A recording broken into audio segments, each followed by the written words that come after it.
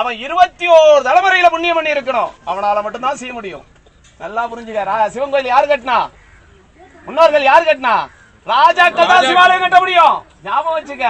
இந்த ஊர்ல சிவன் கோயில் கட்டுறேன்னா இது சாதாரண விஷயம் கிடையாது. முதல்ல சிவத்தை வணங்குவது என்பதே சாதாரண விஷயம் கிடையாது. சிவத்தை வணங்கணும்னா யாருடைய அனுமதி வேணும்?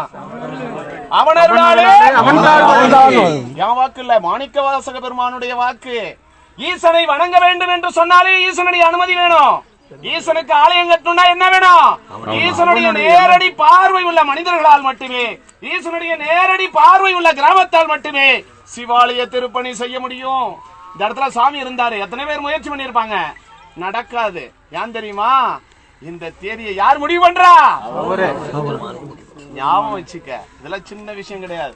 இதுக்கப்புறம் 1000 பேர் நிதி போடுவாங்க, பணம் போடுவாங்க, கட்டுவாங்க. ஒரு சிவாலயம் கும்பாபிஷேகம் செய்ய வேண்டும் என்று சொன்னால் அந்த தேதியையும்